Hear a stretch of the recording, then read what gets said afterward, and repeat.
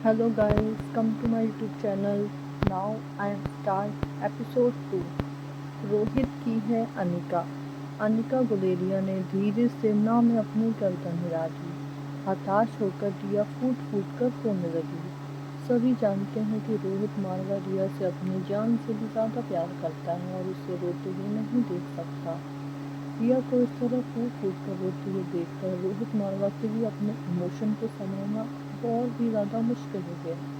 लेकिन फिर भी किसी तरह रोहित मारवा ने हालातों को संभालते हुए रिया को अपने गले से लगा दिया और चुप कराते हुए प्यार से कहा, कोई बात नहीं रिया, हम कोई दूसरा रास्ता निकाल लेंगे। तुम चिंता मत करो, तुम्हारी मॉम की याददाश्त ज़रूर वापस लौट आएगी। उसके बाद रोहित मारवा ने आर्यन और अलेक्जेंडर की तरफ इशारा किया। वह रोहित मारवा का इशारा तुरंत समझ गए और बोले, डैडी आप चिंता मत कीजिए, हम रिया को संभाल लेंगे और समझा भी देंगे। आप देखना, अभी रिया कुछ ही देर में ये हंसते हंसते हुए दिखाई देगी। रोहित मारवा ने बच्चों से कहा, अभी फिलहाल तुम सब अपने रूम में जाओ, आपकी मम्मा को डैडी से कुछ ज़रूरी बात करनी है। हम जल्दी ही बात खत्म करके तुम्हारे पास आ जाएंगे। एक तरफ जहाँ रोहित मारवा बच्चों को संभालने की कोशिश कर रहा था, वहीं दूसरी तरफ रोहित मारवा के पैरों तले से जमीन खिसक रही थी। उम्मीद सिर्फ अनिका गुलेरिया की याददाश्त वापस आने की नहीं थी, बल्कि उसके बिखरते हुए रिश्ते की जुड़ने की भी थी, जो किसी अनजान तीसरे शख्स की वजह से टूटने की कगार पर पहुंच चुका था। रोहित मारवा की रूह अंदर ही अंदर कांप रही थी कि न जाने अब अनिका गुलेरिया क्या बोलेगी, क्योंकि बेहोशी से पहले अनिका गुलेरिया ने डिवोर्स लेने की बात की थी और रोहित मारवा ने हाँ कर दी थी। लेकिन रोहित मारवा का दिल भी जानता था कि वह अनिका गुलेरिया के बिना धड़कना भी जाने वाला था। इस वक्त रोहित मारवा अपने दिल के धड़कनों की आवाज़ धक धक धक बिना स्टेथोस्कोप के भी सुन पा रहा था। रोहित मारवा नहीं चाहता था कि अब अनिका गुलेरिया उससे कोई भी बात करे। वह चाहता था कि वह पल यहीं रुक जाए, ताकि पूरी जिंदगी वह अनिका गुलेरिया को यूं ही अपनी आंखों के सामने देखते हुए बिता सके। रोहित मारवा सिर्फ और सिर्फ अनिका गुलेरिया की खुशी चाहता था, चाहे इसके लिए उसे खुद को कितना भी दर्द क्यों न देना पड़े। उसे वह खुशी खुशी मंजूर था। बच्चों के जाने के बाद अनिका गुलेरिया रोहित मारवा की तरफ देखने लगी। ये निगाहें रोहित मारवा को बहुत जानी पहचानी लग रही थी, बिल्कुल वैसी जैसे अनिका गुलेरिया की याददाश्त जाने से पहले लगा करती थी। मगर रोहित मारवा ने मन ही मन खुद को समझाते हुए कहा, अब मेरी अनिका गुलेरिया मुझे कभी वापस नहीं मिल सकती। जो अनिका गुलेरिया मेरे सामने, वे किसी और को चाहती है और किसी के साथ रहना चाहती है। यह प्यार भरी निगाहें अब किसी और के दिल का सुकून बनेंगी। मेरी दुनिया पूरी तरह से उजड़ चुकी है। रोहित मारवा अभी यह सब सोच ही रहा था कि अचानक उसे बच्चों का ख्याल आया। उसने दूर होने, खासकर रिया से दूर होने के बारे में सोचते ही रोहित मारवा के शरीर में बिजली का करंट सा दौड़ गया। इसे 2 पल के बीच ऐसा लगा जैसे कि खून ने शरीर में दौड़ना ही बंद कर दिया हो, धरती आसमान घूमने लगी हो। तभी रोहित मारवा ने अपने हाथ पास पड़े सोफे की बैक सीट पर रख दिया और खुद को गिरने से संभाल दिया। जहाँ कुछ पलों में ही रोहित मारवा ने अपने मन में ना जाने क्या क्या सोच लिया था, वहाँ अनिका गुलेरिया अभी भी रोहित मारवा को लगातार देखे जा रही थी। अब रोहित मारवा ने अनिका गुलेरिया की ओर देखा और उसके बाद निगाहें झुका दी और दूसरी ओर मोड़ लिया, जैसे कि वह अनिका गुलेरिया के सामने होकर भी उसका सामना नहीं करना चाहता था। तभी एक तीखी आवाज़ रोहित मारवा के कानों में पड़ी, डाइवोर्स। यह आवाज़ अनिका गुलेरिया की थी और अनिका गुलेरिया की बात पूरी ही हो पाती उससे पहले ही रोहित मारवा की आंखों के सामने अंधेरा छाने लगा।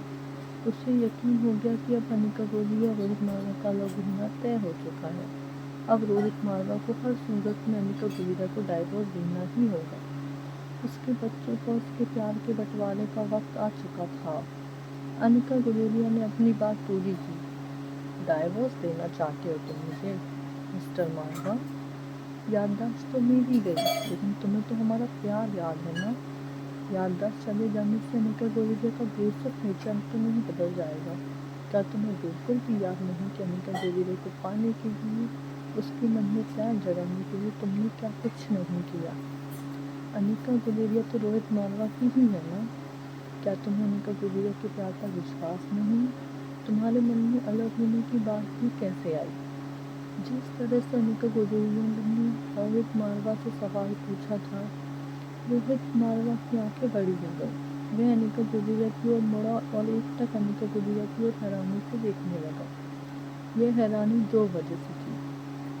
एक, अनिका गुलेरिया ने रोहित मारवा को मिस्टर मारवा कहकर बुलाया, जो कि पुरानी अनिका गुलेरिया से बुलाया करती थी।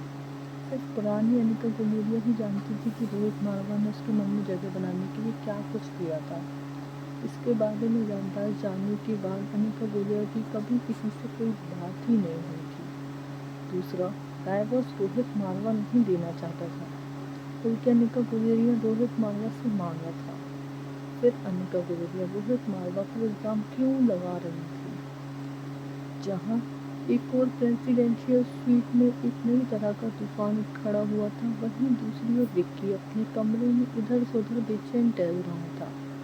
अनिका गुलेरिया के बुलाए हुए कैफे में 3 घंटे इंतजार करने के बाद वह वापस अपने कमरे की तरफ लौट गया, लेकिन अब लगातार उसके मन में तरह तरह के ख्याल आ रहे थे। ना जाने क्या अनिका गुलेरिया ने खुद ही बुलाया और उसके बाद वह मिलने क्यों नहीं है। इससे पहले अनिका गुलेरिया ने ऐसा कभी कुछ नहीं किया था। हमेशा अनिका गुलेरिया विक्की से पहले ही पहुंच जाया करती थी, चाहे मिलने की जगह कोई भी रही हो। कभी विक्की को लगता कि ज़रूर अनिका गुलेरिया किसी काम में फंस गई होगी, या उसे रोहित मारवा ने रोक लिया होगा, या फिर उससे बच्चों ने रोक लिया होगा।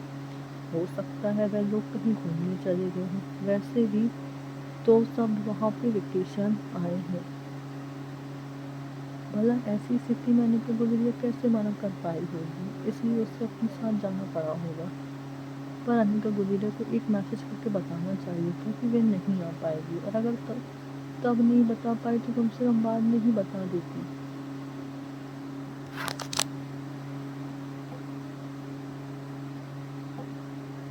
एपिसोड 3, क्या तुम्हारी याददाश्त लौट आई? क्या वजह हो सकती है कि अनिका गुलेरिया मिलने नहीं आई? तभी अचानक से विक्की को एक झटका लगा। उसके दिमाग में एक बात दौड़ गई कि कहीं ऐसा तो नहीं कि अनिका गुलेरिया मुझसे नाराज़ हो। मैंने कल अनिका का हाथ पकड़ लिया था, वह भी अनिका की बिना परमिशन के। अपने सिर पर एक हाथ मारते हुए विक्की ने खुद से ही कहा, ना जाने कल तुम्हें क्या हो गया था विक्की, जो तुमने ऐसी बेवकूफ़ी की। कहीं ऐसा तो नहीं कि अनिका मुझसे मिलने में इनसिक्योर फील कर रही हो। अब वैसे ही अनिका मुझसे मिलेगी, सबसे पहले मैं अनिका से कल के बर्ताव के लिए साफ माफ़ी मांगूंगी। ऐसा सोचकर विक्की फिर से इधर से उधर टहलने लगा। वैसे तो विक्की का एक सुलझा हुआ इंसान था, लेकिन आज वह खुद नहीं समझ पा रहा था कि वह अनिका गुलेरिया की चिंता की वजह से बेचैन था कि अनिका गुलेरिया को ना देख पाने की वजह से। तभी उसे ख्याल आया, मैं खुद ही अनिका गुलेरिया को मैसेज करके या फिर कॉल करके पता कर लेता हूँ कि क्या हुआ। ऐसा सोचते ही विक्की ने अपना फ़ोन उठाया। अनिका गुलेरिया ने रोहित मारवा से कहा, मुझे इस तरह देखना बंद करो और मेरे सवाल का जवाब दो। अनिका गुलेरिया की आवाज़ में जो गुस्सा और कशिश रोहित मारवा ने महसूस की, उससे पल भर के लिए रोहित मारवा के पूरे शरीर में रोमांच पैदा हो गया। उसे लगा जैसे पुरानी अनिका गुलेरिया सामने खड़ी है। सहसा ही रोहित मारवा के मुंह से निकल गया, अनिका गुलेरिया, क्या तुम्हारी याददाश्त लौट आई? कहकर खुद ब खुद रोहित मारवा के कदम अनिका गुलेरिया की ओर बढ़ गए। इस वक्त अनिका गुलेरिया अपने बिस्तर से उठकर नीचे फर्श पर खड़ी हुई। अब रोहित मारवा और अनिका गुलेरिया के बीच सिर्फ एक कदम का फासला था। रोहित मारवा अपनी जगह पर रुक गया और अनिका गुलेरिया के जवाब का इंतजार करने लगा। रोहित मारवा का दिल जोरों से धड़क रहा था। वह मन ही मन प्रार्थना कर रहा था कि अनिका गुलेरिया कह दे कि उसकी याददाश्त वापस लौट आई।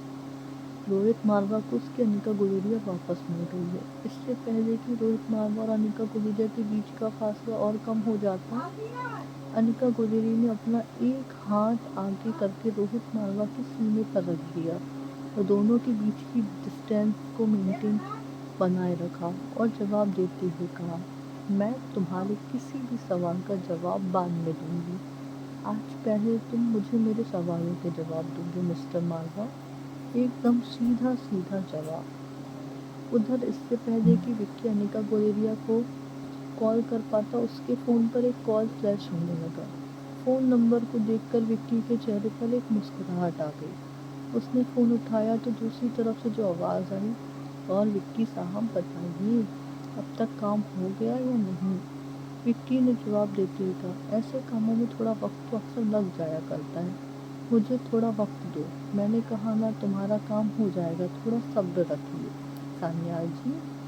इसी तरह कुछ देर दोनों में बातचीत हुई और उसके बाद सागर सन्याल के फ़ोन रखने से पहले कहा, तुम्हारी कीमत जितनी तुम चाहो, जब तुम कहो तुम तक पहुंचा दी जाएगी।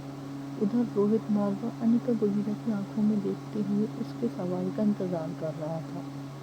रोहित मालवा इस वक्त किसी भी ऐसी अग्नि परीक्षा से गुजरने के तैयार था जो किसी भी तरह उसके रिश्ते को बचा सके।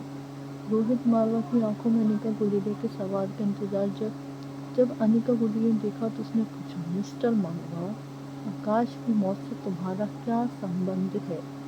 यह सवाल अनिका गुलेरिया ने जितना सीधे सीधे पूछा था, रोहित मालवा के लिए यह जैसे उससे पर उठाए गए सवाल जैसा था, मानो अनिका गुलेरिया को प्रकाश गुलेरिया की मौत को लेकर रोहित मालवा पर शक हो। रोहित मालवा ने पूछा, क्या तुम्हें मुझ पर शक है कि मैं आकाश गुलेरिया की मौत का जिम्मेदार हूँ? अनिका गुलेरिया ने कहा, मैंने तुम्हें पहले ही कहा है, मुझे सीधा सीधा जवाब चाहिए।